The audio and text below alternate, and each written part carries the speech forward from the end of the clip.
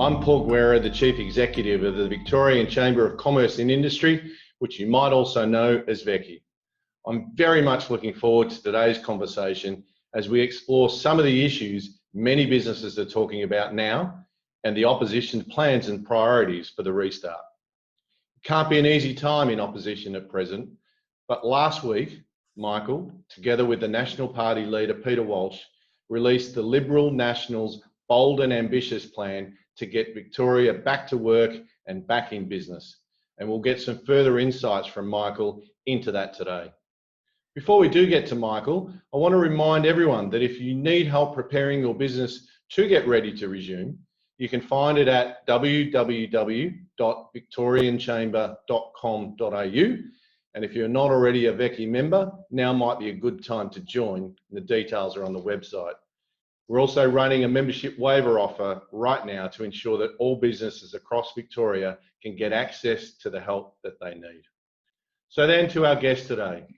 Michael O'Brien has been serving the community of Victoria in his electorate of Malvern since 2006.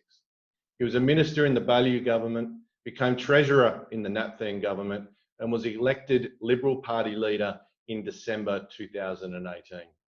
Personally, I've always found Michael to be a very decent person in his dealings, and it's my pleasure to welcome him today. Good morning, Michael. Good morning, Paul, and good morning to all Victorian Chamber members. Hope you've had a good week in these really weird circumstances, but it's great to be joining you. They are indeed weird times, Michael. It's tough, for everyone at present. But as I mentioned earlier, the Liberals and Nationals have set about putting a recovery plan together. Perhaps you could take us through that before we might move into some questions. Yeah, fantastic. Look, I suppose one of the things about opposition, and one of the frustrating things about opposition, is that part of your job is to hold the current government to account. So that means pointing out where we think they've got things wrong. We think that Victoria's gone a bit overboard in terms of some of the length of the restrictions compared to other states. So we've had to point that out. And some people think, well, that's good, you're doing your job. Some people don't like it. They say, well, it's all being a bit negative. But the other part of opposition is actually coming up with alternatives. And what me and my team have been doing during this strange period is we're actually putting together some ideas because I think that's what Victorians want to see. I think people have seen how the National Cabinet has worked, where you've seen political leaders from across the country, different political parties come together and try and make sensible decisions to get the country through this extraordinary time. Well, we know that we've flattened the curve when it comes to coronavirus. The trouble is we've also flattened the economy. Now, I'm not saying that the decisions that were taken were the wrong ones necessarily, but we've got to recognise just how much economic damage has been done. Last week, the ABS stats came out. 127,100 Victorians lost their jobs last month. That doesn't include people who've had their hours cut back, who've had pay cuts. Doesn't include the hundreds of thousands of Victorians on the federal government JobKeeper payments. And if and when they end, we don't know what's going to happen then. So what me and my team have done is we've put together some positive ideas for now. Next election is not till November 2022. Yeah. Frankly, we'll have policies for the election, but I wanted to play a constructive role as Liberal leader, as opposition leader, and put some ideas on the table now that, frankly, I want Daniel Andrews to take up. Because this isn't about point scoring, it's not about finger pointing, it's about getting Victoria back to work and back in business. In fact, that is the name of our plan. What I might do is just take you through just a very quick little PowerPoint, if I can. Our plan's got sort of 4 pillars to it. Number one is about securing personal finances. And we do this for 2 reasons. Number one is that we know that a lot of families, a lot of households have done it really tough. They've lost jobs, or their businesses have had to close down, or they've lost a lot of income through trading restrictions, or they've otherwise been affected. So we think it's a very important role for the state government to try and help secure the finances of households. They can do that through things such as no increases in taxes and charges, freezing public transport fares.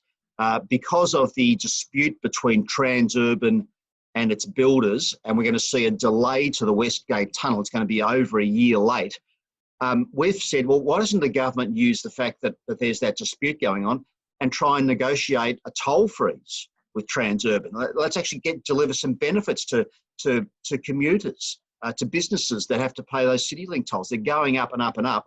How about negotiated fees? So we think that securing the personal finances of households is important for them. It's also important for the economy, particularly in retail. Confident consumers spend. Nervous consumers don't. They keep their hands in their pockets. And we want to get the confidence back. And one of the ways you get the confidence back and you get consumers to spend is to make sure they feel confident in their own personal finances, and then they will spend that money and that will travel around the economy. So that's the first pillar.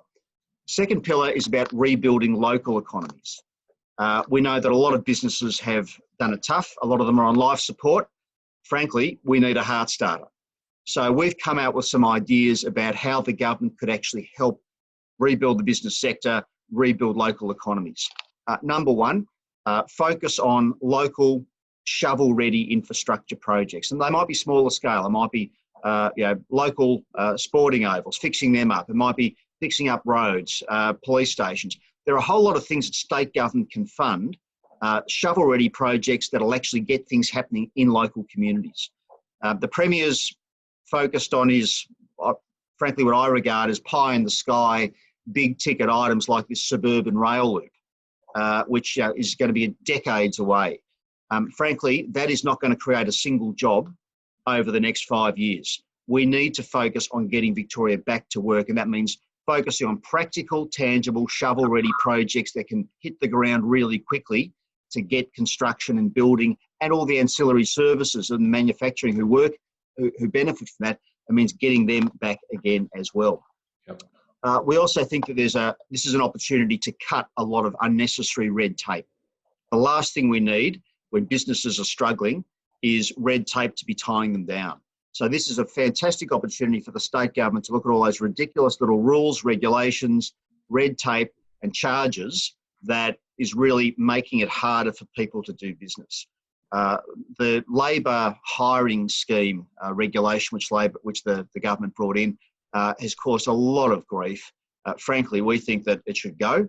We don't think that it adds any value. We don't think it prevents exploitation. It's just a whole lot of red tape and additional charges.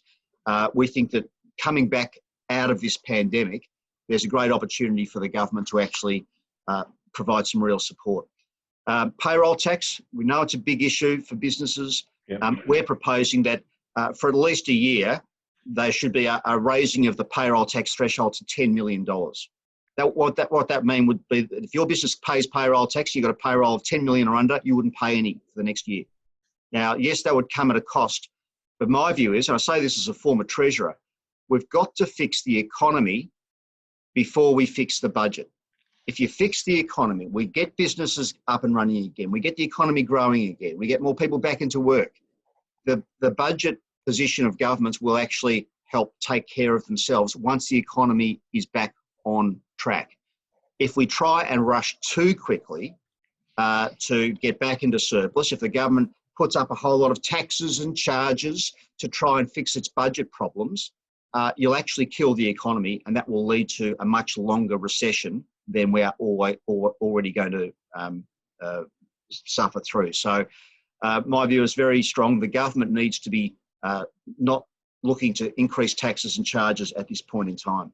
We're also proposing a bit of a renaissance in manufacturing. Yeah. I was shocked when we couldn't actually find enough testing kits in Australia to meet our needs when this pandemic broke out. We were dependent on China to provide testing kits. We couldn't produce enough protective personal equipment for our doctors and our nurses and our frontline staff. Again, we were reliant on imports. Now, I'm a big believer in trade, but we should have domestic supply capacity for critical issues, and we clearly didn't.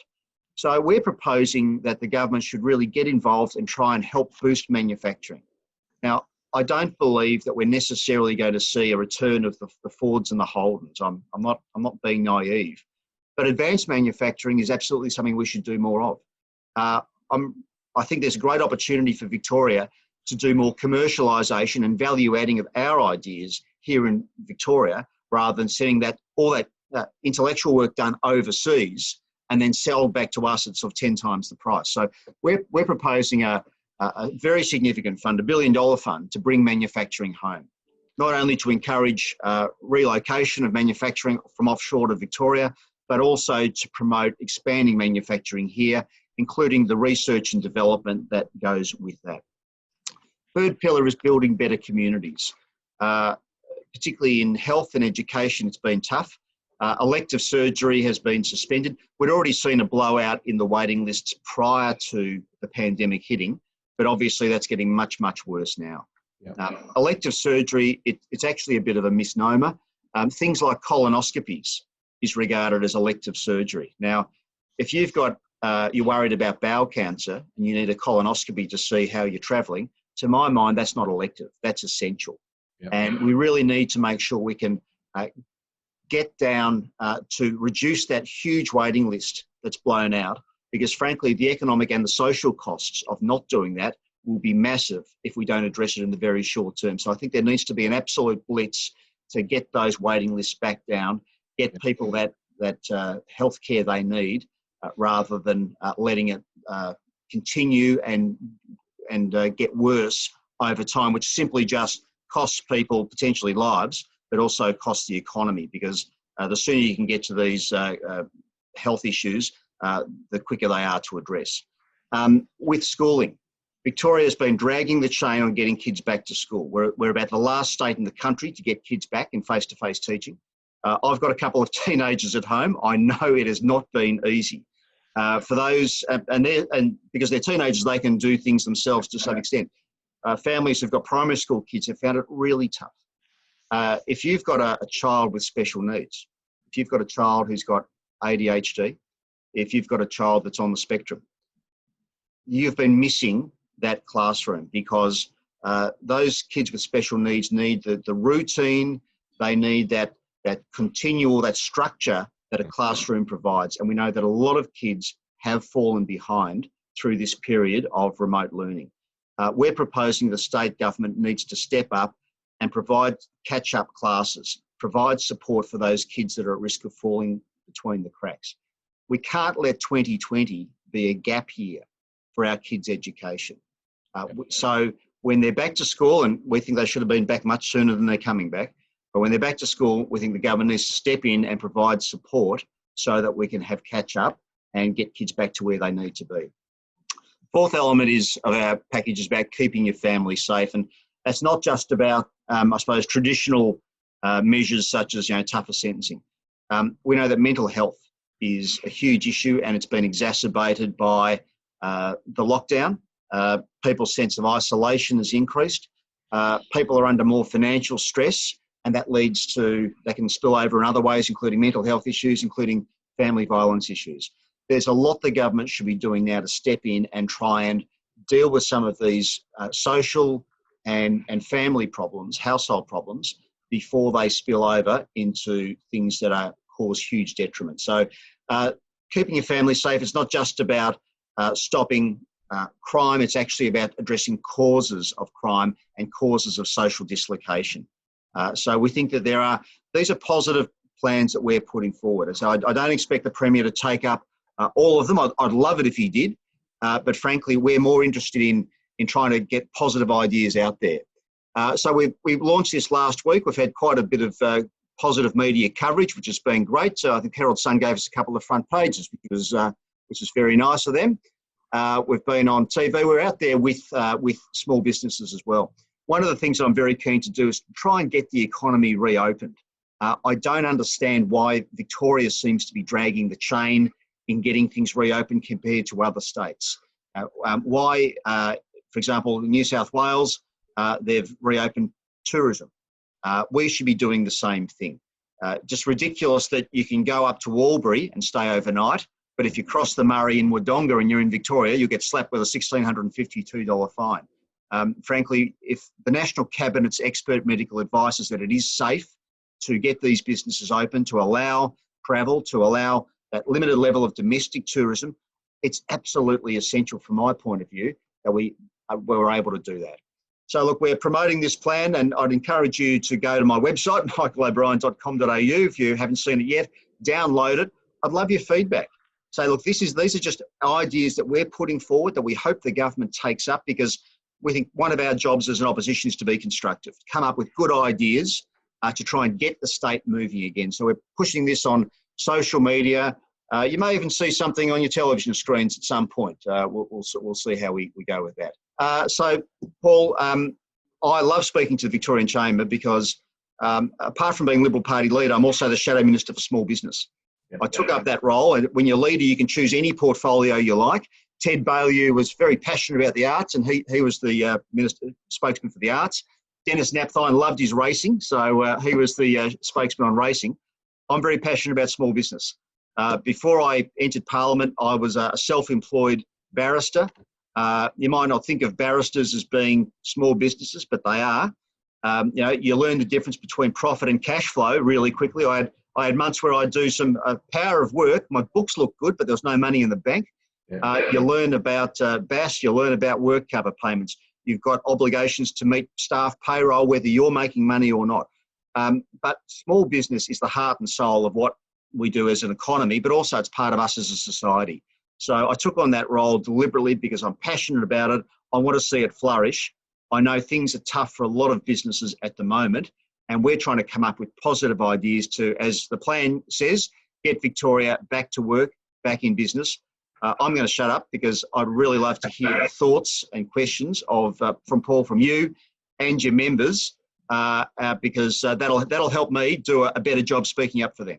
Brilliant. So let's get into that. Really comprehensive and certainly appreciate it. When I pick up lines like get confidence back, shovel-ready projects, cut red tape. In fact, I was lucky enough to listen to Andrew Liveris a couple of weeks back, and he had a beautiful saying, which was from red tape to green tape to red carpet, which I think is something that can be picked up into the future. It's unusually positive what you're putting out there.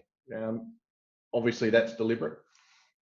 Yeah, look, part of my job is to point out where the government's getting it wrong, and that's part of the job description. You are leader of the opposition, but just mindless negativity is not what we need. We need constructive ideas, and frankly, if Victorians look at what I have to say and they say, "Well, I like that idea," then I'm hoping they will remember that in a couple of years' time at the next election. Say, "Well, actually, these Libs have got good ideas." It's not just about pointing out how the other mobs messed it up. It's about saying, how can we do things better as a state? So, yeah, deliberate decision to be positive, to offer constructive ideas. But frankly, to me, that's part of the reason I got into politics. It's, just bagging the other side is kind of, that's not what motivates me. What motivates me is the opportunity to actually do things to take the state forward. So, I love talking about policy. I love talking about good ideas. But look, getting feedback from other people is key to that. Great. And we're starting to see some feedback coming through and some questions. So we'll get to those from the audience a bit later. I want to move down one of your pillars, which is around manufacturing. You've put $1 billion next to the pillar in manufacturing. So let's explore that a bit. You touched on it with advanced manufacturing, and you see that very much part of the future. Where do you see it going over the next 10 to 20 years? Yeah.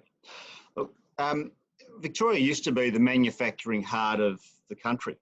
One of the reasons was that we had very cheap, very reliable power supplies.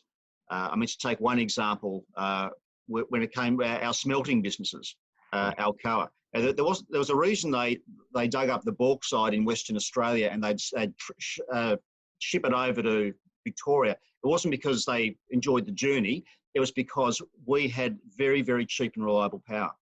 What concerns me, Paul, is over the last 5-6 years, we've given up that advantage.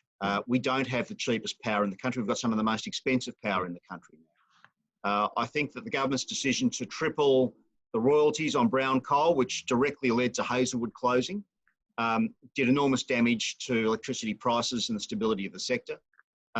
We are in a transition, but we've got to manage that transition carefully, because if you make bad policy decisions and it forces large generators out of business, as we saw happen, all it means is we get much higher prices and we get less reliable supply.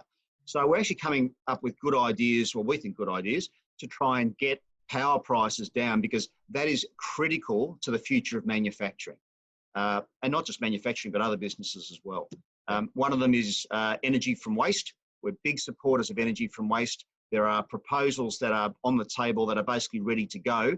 The state government is very lukewarm on this technology. It works all over Europe. It works in Singapore. It solves an environmental problem. You get rid of landfill and you turn it into clean baseload energy. I mean, what is not to like?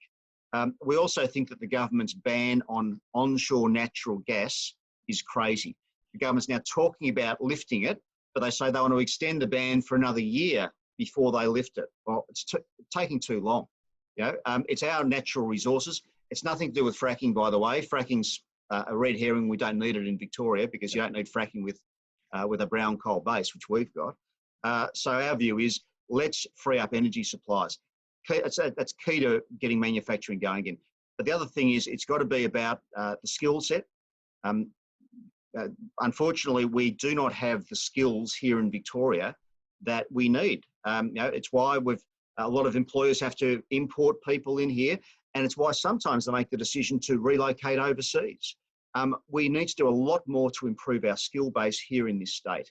Is that back from the education piece as well, Michael, making sure that universities and TAFEs probably more particular are better aligned to where we can go with manufacturing? Absolutely. I mean, they're often their sort of separate bubbles, Paul, way too much. We need to have tertiary education institutions working with industry to make sure they're producing people who've got the skills that the workforce needs. Now, look, not everyone is appropriate or wants to go to university. But we should be doing more to actually promote trades and apprenticeships as a career.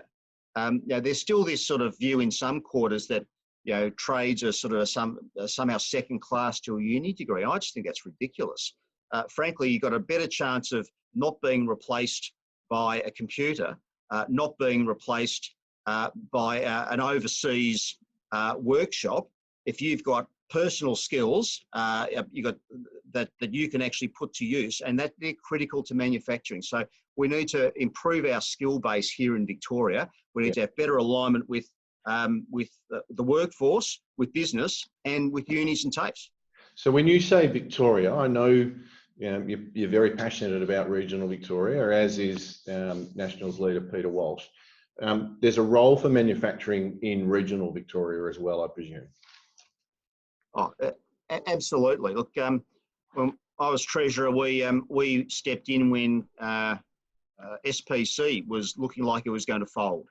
And we just knew how devastating that was going to be for not just Shepparton, but for a lot of the surrounding area as well, because when you lose businesses like that, you don't get them back. Yep. So while I don't believe that government should be running businesses, because that's not what politicians are good at, I think that governments can support business. We support business by lowering your costs. We support business by making sure the infrastructure that surrounds your business is fit for purpose. We support business by making sure that you've got the skill set there in the workforce that you need to do well, to be productive, to be able to compete on the world stage. So I think there's a lot of things that in regional Victoria, we've got opportunities there that we haven't taken up to date.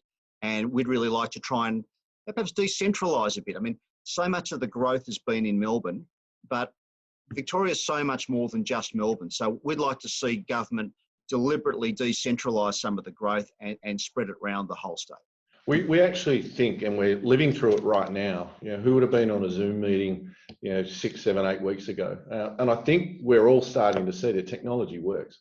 So the concept of decentralising out of metropolitan Melbourne now has a life probably even greater than what it had before.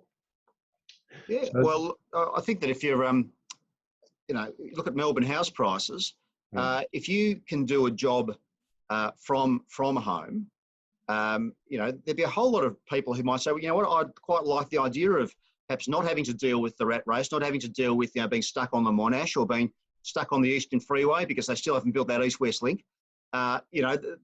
People say, well, look, we could look at a bit of a tree change. We could look at a sea change. I think that one thing coming out of this pandemic is people are going to realise that not everyone needs to be in the office. So let's use that as a positive. Let's take some of the development pressure off Melbourne and let's actually share some of that growth right throughout the state, because I think we'll get a much more balanced outcome that'll help. It'll help country Victoria, and it'll also help Melbourne if we can balance the growth instead of it all being concentrated just in Melbourne. Unemployment rate, I know it's one of your concerns, is rising, and we're hearing about businesses struggling, and some may not make it through, in which case there'll be employees that won't make it through. So we've heard about manufacturing and potentially even a move into regional Victoria to expand jobs. What else are you thinking through to help the unemployment rate from stopping to rise? Yeah. Look, Paul, I think that we need to get businesses back, and governments can't do everything, but there's a lot they can do. One of the things they can do is getting out of the way. Yeah. So reducing red tape, taxes and charges is vital. When we launched our plan, I was at a cafe in the Caulfield electorate with my mate David Southwick, and I asked the owner there, I said, well, yeah, what do you find is the thing that holds you back from employing more people? And one of the things he said was, well, work cover. He said, we're paying thousands and thousands of dollars every year in work cover payments. He said, I've got my workforce sitting at home now, but the bills still keep coming in for work cover, even though they're not even working for me at the moment. Now, the state government was going to raid work cover's reserves. They were going to take $700 million out of work cover. Now, my view is that's money that you put in. That's money that employers put in. And if there is spare money in work cover, that should be coming back to the people who paid for it through reduced premiums. Let's actually make it easier for businesses to employ people by cutting the number of state government taxes and charges that they have to pay. So I think that's one thing that could be done. But the other thing is, it's really about confidence. Now we've old enough. I've lived through recessions, and the 80s recession we had to have, and we've seen the global financial crisis. And the fundamentals of Victoria are still pretty sound, but a lot of it is going to come down to confidence of consumers to spend, confidence of businesses to run and to grow. And I think that's where government does play a role. If the government says, well, look, you're on your own, we're just going to worry about fixing our problems by taxing you more, that is no way. That is no way to get the confidence back. So we really have to be smart about how we do it. Cut taxes, cut charges, cut red tape. Give households the confidence to feel that if they're in a job, they're going to keep it, and give businesses the confidence to reopen again. One way we could do it, let's get rid of some of these ridiculous restrictions we've got at the moment. As I said, regional tourism, it's ready to go. These businesses have been smashed by the bushfires, they've been smashed by the pandemic, and now Victoria is going to be the last state to reopen in terms of domestic tourism. Don't understand it.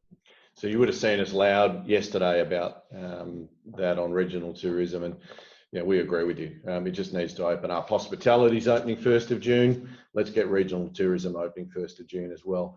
I can see a lot of questions coming through. In fact, I saw a comment from Bruno D'Agostino there in relation to the red tape piece. So that's certainly resonating with the audience. And I'm going to come to you shortly because I know there's a number of questions there. But Michael, the Premier's Belt and Roads Agreement with China, and obviously China has taken on a new meeting with Australia over the past couple of days. How do you see that deal playing out, and what's the opposition's view on the deal? Yeah, Paul, look, I've got to say I'm very worried about it.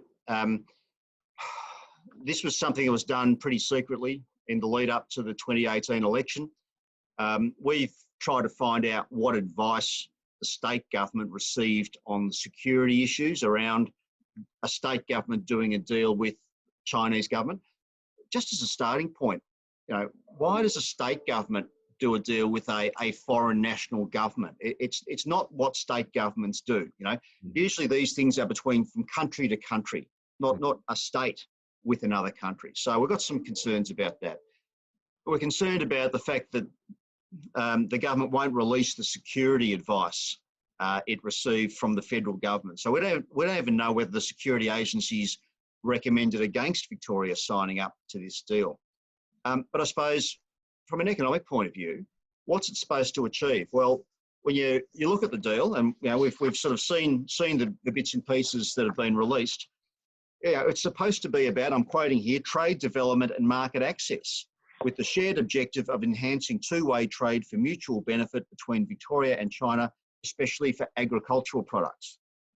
Well, the Chinese government's just put an 80% tariff on our barley farmers. I mean, if this deal is supposed to be about freeing up access to agricultural markets, to coin a phrase, this agreement is not worth the paper it's written on. So, if the agreement is not protecting Victorian jobs, and it's not, what use is it? I mean, so for a Belt and Road deal, it's all one-way traffic. We know there are Chinese companies that are building Victorian infrastructure. They're doing level crossing removals. They're doing the Westgate Tunnel. So Chinese companies are getting billions of dollars of Victorian government contracts. What is Victoria getting in return? I don't see anything that we're getting in return, except tariffs that are smashing our farmers. So, look, we're doing our homework on this, Paul. This is not something that should be dealt with as cheap politics. I'm doing my homework. I want to really get to the bottom of it and understand what is in this for Victoria, because it's really hard to see on the face of it how we benefit. And frankly, if it's not in Victoria's interest, then I will have a very different view than Daniel Andrews, and I won't be afraid of walking away from this if it's in Victoria's interest. That, to my mind, that's what has got to motivate me as the alternative premier, is what is in the state's interest. And if it's a bad deal, why would you? It's interesting, the commentary I've had from our members over the past couple of days. There's a new interest level in this, so we'll wait to hear back from you on that. So the investigation will be great. And I know there's a number of questions coming through to you, so I'll hand over to Anne, and we'll take it back after Anne's finished with a couple. Thank you, Paul. Josh Byrie has wants to expand a little on your plan. He says, Michael, it's good to hear your support for improved local manufacturing capability. Can you please provide more information on how your policy response will work in that? Sure. Look, our view is that apart from the other initiatives such as reducing energy costs, improving training and skills, the Bringing Manufacturing Home Fund would operate as basically a matched funding pool. So again, government shouldn't be a lender of last resort, but where it's the difference between expanding or not expanding, and a government grant could make the difference, that's exactly where this sort of fund would come in. Where a company might be looking at returning offshore manufacturing to Victoria, again, we're happy to discuss with them how that would work. Is there something that we could do that would make the difference? So the fund would provide potentially support for infrastructure. So if you're looking to expand facilities or relocate facilities to Victoria, we could look at providing funding for the infrastructure around that move. Potentially we could look at things like payroll tax holidays, other forms of subsidy to make sure that you can actually make it competitive to be in Victoria. We know that Victoria is not always cost competitive. We know that our labour costs are high compared to the rest of the world. We know that sadly now our energy costs are higher than the rest of the world. The purpose of the fund would be to try and overcome some of those structural disadvantages that works against Victorian manufacturing. But the other thing is about finding markets. Now, let's talk about China. We can't be dependent on any one country. We think there's a lot of opportunity to do more with countries such as Indonesia, countries such as India. With Brexit happening, we're proposing there should be a new EU Victorian trade office set up in Europe. Let's let, we've got an agent general in London, do a great job there. Let them focus on the UK and Ireland, but let's have a more focused EU trade opportunity there. We know negotiations are going on with an Australia-EU free trade agreement at the moment. I want to make sure that Victoria is poised to benefit most from any such agreement there. We need to make sure that it's our manufacturers, our exporters that are the first people through the door in terms of those European markets. So it's about trying to overcome some of the structural disadvantages that Victorian manufacturers face here in Victoria. It's about finding global markets, better access for our products. The other thing is, excuse me, the other thing about the fund is that we actually don't want to be overly prescriptive. I'm a big believer in R&D. I'm a big believer in commercialisation. Let's take some of the ideas that we have here in Victoria that too often get sent overseas to be developed. I'd love to see those ideas developed here. I'd love to see value adding done here in Victoria, rather than just coming up with ideas or using natural resources and then sending it overseas. I'd rather see the value adding done here in Victoria. And the third structure of the fund is to try and make sure we can do that here. Thank you. And Joe already talked about and says getting back to work will require skilling people up to potentially transition to new jobs. What role do you think TAFEs can play in this space to support industry, and how would you propose TAFEs should be supported to do this? Sure. Well, part of our plan is relates to TAFEs, and we think that free TAFE should be expanded to apply to effectively all areas of skills shortages. This is an investment in the state's future. And look, we shouldn't be limiting it to TAFEs either. I mean, there are private training organisations who do a fantastic job. And I think we use the word TAFE quite a lot, but we should encompass the whole training sector, not just the government-run ones. But we do think that skill shortage is a massive problem for this state. When I get out and about, and particularly in regional Victoria, skill shortage is a massive problem. It's a massive problem. And the same people who sort of raise questions about immigration levels, etc., are also people who say, well, hang on, but we can't find a tradie. I can't find someone to work in my business. So we need to do more to skill up our own workforce. So supporting TAFEs and other training organisations for those skill shortage areas.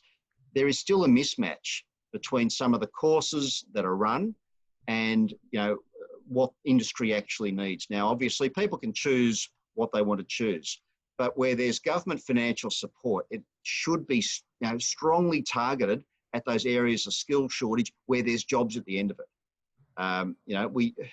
The idea of doing a course because it sounds like it'd be fun, I think those days should be pretty much gone. We need to focus on courses where there are jobs and economic need at the end of it, because that will support that person, either a young person going into their first career or increasingly older people who are retraining.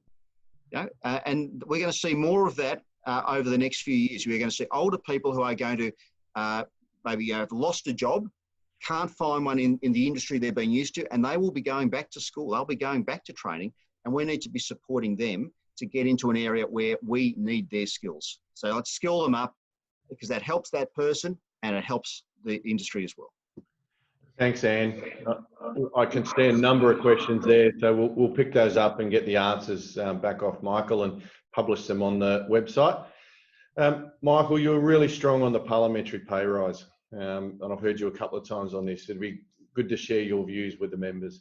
Yeah, thanks, Paul. I think I said that there's this independent tribunal which the Andrews government set up, and last year it decided to give politicians pay rises in 2 tranches, and one of them's coming in on the 1st of July this year. And I said, there's no good time for a politician to get a pay rise, but there is a wrong time, and that wrong time is now. There is no excuse for politicians to be getting pay rises when we just had 127,000 of our fellow Victorians lose their jobs last month.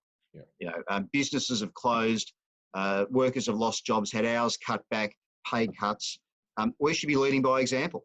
So I've said that I do not believe there should be a pay rise. There should be absolutely frozen. Now the Premier has disagreed. He says, oh no, well, it's an independent decision and we'll take the pay rise. Now he says he's going to donate his pay rise for 12 months to, he says, a COVID-19 related cause, whatever that is, I don't know. Frankly, too many people have lost too much. We are leaders in our community. We should be setting an example, and a pretty easy example to set is to say, you know what, we get a pay into our bank accounts every second Thursday. A lot of people don't have that luxury. We should be leading by example, not accepting any pay rise at all, and letting the community know that we're going to do just a little bit to share this burden. Yeah, you're certainly picking up the sentiment that we're hearing back from business as well. So just before we wrap, and we're coming to the end of the time, do you want to provide a quick summary for us today? Sure. Look, Paul, a Liberal Party that I lead, we want to be very much focused on a jobs-led and business-led recovery. I've got great faith in Victoria. I've got great faith in our business community. We're smart, we're hardworking, we're resilient. But government has got an important role to play to help get the confidence back. I don't want to just bag the Premier and bag the government. There are times I'll do that because if they make mistakes, it's my job to call them out. That's part of my job. But I'd actually rather be out there saying, hey, there's a better way of doing things. So we've released our plan, and if you haven't seen it yet, I'd encourage you to say, go to the website, michaelobrien.com.au, and download it. Let me know what you think. I'd love to get feedback from business people as to whether you think we've hit the mark, we've missed the mark, or there's more that can be done.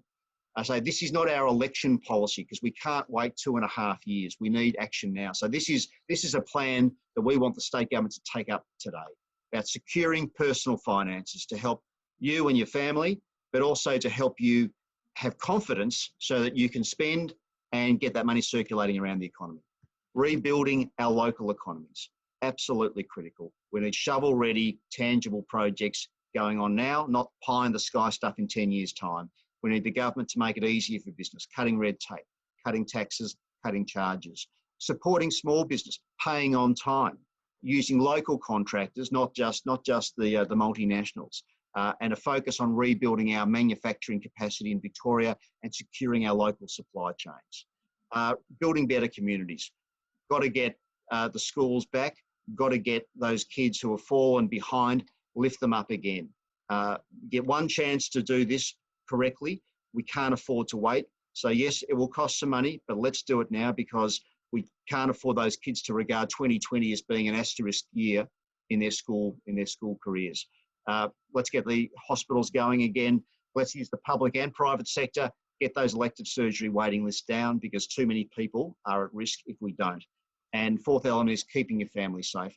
A lot of dislocation, mental health challenges, family violence challenges. There are things the government can and should be doing to try and make life a bit easier, support families that are doing it tough, and as a result, improve safety right across the community. So, look, so it's unusual for an opposition to come out with a sort of a proper plan this far out from an election, but these are extraordinary times. I think I want Victorians to know what we're for, not just what we're against. You know, often if you see me on the news, usually the media likes running my comments when I'm bagging the Premier and saying, well, you know, he's messed this up. I'd actually be happy if they started running my comments when I said, well, this is what we should be doing. Because I think Victorians want to see constructive alternative ideas put forward. We are coming through the economic equivalent of a war. We've got one opportunity to get this state back to work and back in business. And we're putting our ideas on the table for how we can get that done.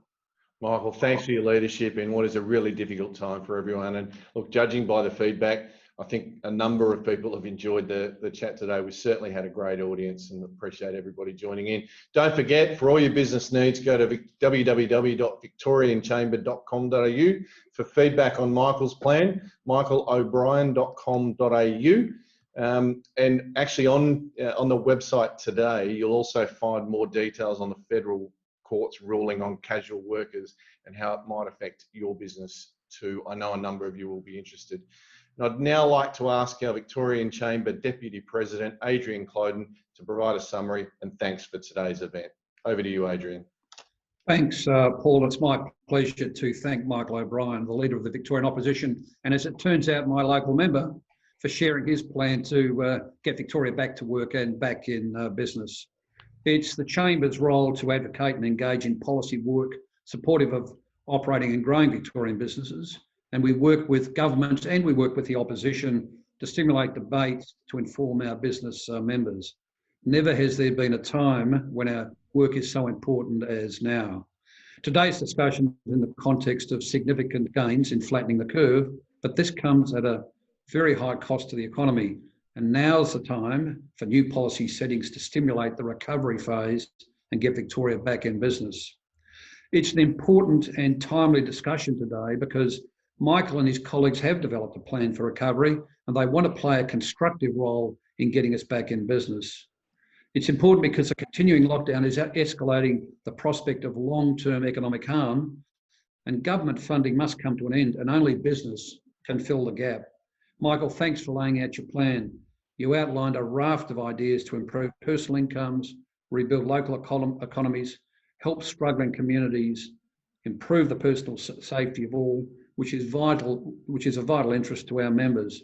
And you've raised some really interesting points on pause in government charges to stimulate household spending, a focus on smaller scale infrastructure projects that are locally ready to go, cutting red tape that holds back business and stimulating local manufacturing. Thank you for your valuable contribution today, and a special thanks to our members who've joined us today. We look forward to seeing you at an upcoming Chamber webinar. Good morning to you all, and that concludes this morning's webinar. Thanks, Adrian. Thanks, Michael, and thanks everyone for joining us. Have a great weekend.